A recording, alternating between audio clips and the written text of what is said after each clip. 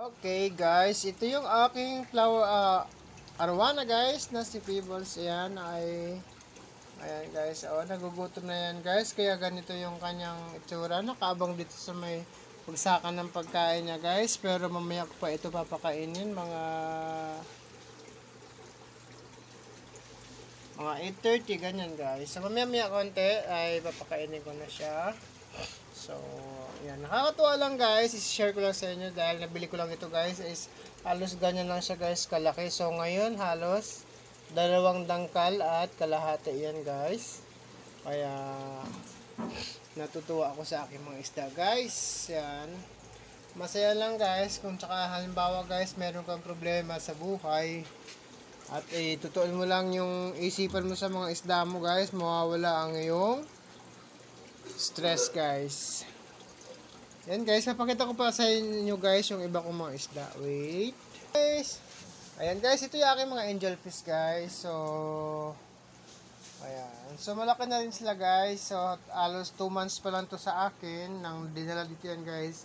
Ang liliit pa lang talaga nila. So ngayon, ayan, tingnan nyo naman. So very nice. Yan, kaya papalakihin ko yan guys. Baka Sunday guys, nasa malaking aquarium na rin sila. Kaya subaybayan nyo lang din yung kanilang paglaki. Dahil lilipat ko talaga sila sa malaking aquarium guys. Yan. Ito naman guys, ang aking assorted na Oscar guys. Yan, ito yung orange ko, si yellow. Then meron pa akong tiger dito guys. Ayan o, laki na yung tiger. Tapos may mga tigers pa ako guys na malaki, maliliit, and meron pa tayong malaking play ko guys. Yan. Binili ko rin to guys daon. Halos kapiraso lang ganito. Tingnan nyo naman ngayon guys. So, kung gaano kalaki yan guys. So, marami pa akong mga isda guys sa baba. Kagaya nito, Oscar pa din yan guys. Kaya medyo pa, inaantay ko lang silang magsama-sama.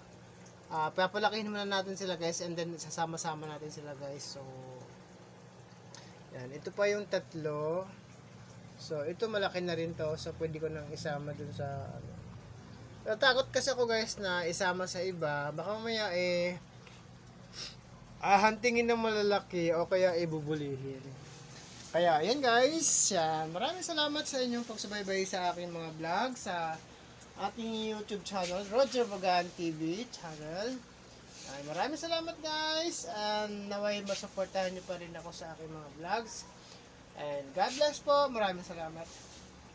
Bye bye.